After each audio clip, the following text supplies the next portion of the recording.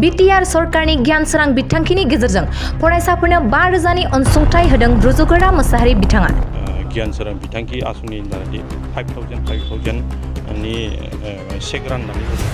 फरायसाफोरनो बिटिआर सरकारनि गियान सोरां बिथांखिनि गेजेरजों फरायसाफोरनो अनसुंथाइ होनायखौ नुनो मोनगासिनो। बेबायदिनो दिनै उदालगुरि जिल्ला 32 नं धोनसिरि बियाबनि TCLCC चेयारमेन रुजुगोरा मोसाहारि बिथाङा ब्लकनिनो मावखुलियाव फरायसाफोरनो 5,000 रांनि चेकखौ राननानै होयो।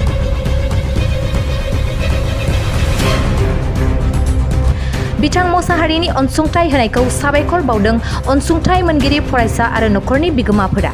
खौरांनि गेजेरजों मोसाहारि बिथां आरो फरायसाफोरा मा बुंखो मिथिनानै लानि।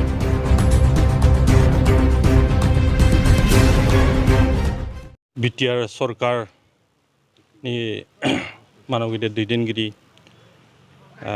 प्रमद बर' सार बिथांनि जि नाजानायजों दिनै छात्र छात्रिफोरनि थाखाय हेल्प जानाय बायदि सहाय जानाय बायदि गियान सोरां बिथांखि आसुनि मोनसे लानानै प्राय मोनफ्रोमबो समस्थियाव बोसोरसेयाव 200 स्टुडेन्टफोरनो गियान सोरां बिथांखि होनायनि आसुनि हिसाबै फोसावनायनि उनाव जोंनि धोनस्रि बियाबावबो प्राय बोसोरसेयाव 200 करि 400 स्टुडेन्टफोरनो छात्र छात्रिफोरनो गियान सोरां बिथांखि आसुनि दारै 5,000 नि चेक राननानै होदों।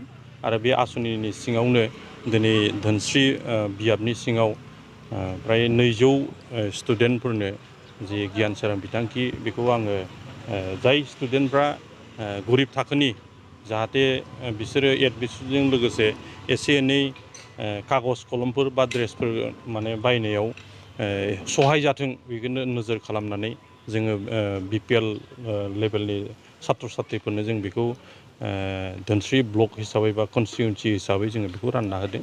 आरो बेवहाय थांनाय बे 2 बोसोराव जिथु बेखिनि हेफाजाबजों लोगोसे मोनसे पिसफुल मोनसे परिबेक जानायनि उनाव प्राय जोंनि शिक्षानि जि माने पार्सेन्टेज पास जानायनि पार्सेन्ट बे बिराद मोजां जौगानायखौ जों नुनो मोनदों।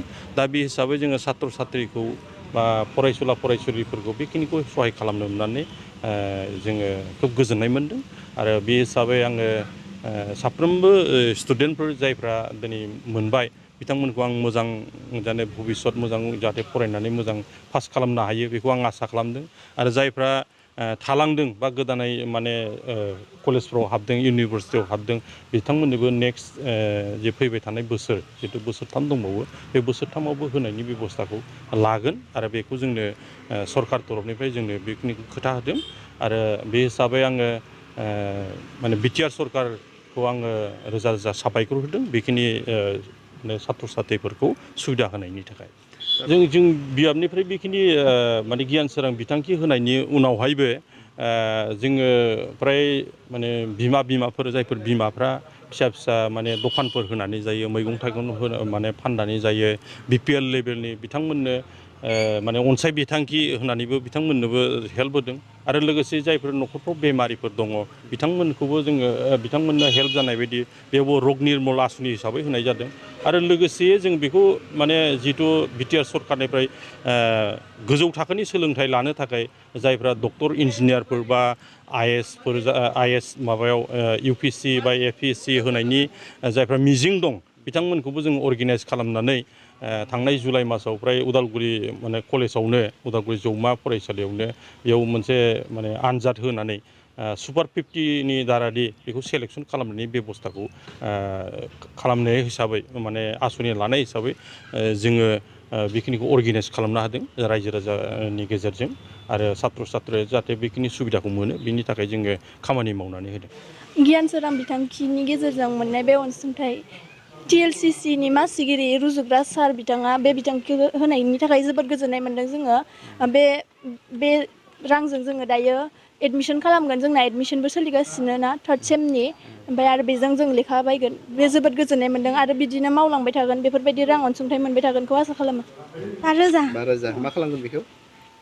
एडमिसन बिदिनो कलेजनि फिस बेफोराव बाहायनोसै। गोजोननाय मोन्दों। सोर होदों बेखौ? रुजुग्रा सार। आरो बेबायदिनो बेबादिनो मा खालामनायखौ नाजाबावो नोंथाङा मा खालामनो थिनबावगोन बिथां रुजुग्रा सारखौ बिदिनो जाबाय थाथोंसो ओमफ्राय बिदिनो होलांबाय थाथों गोजोननाय एसे दङ ना? गोजोननाय गोजोननाय दङ? मोन्दों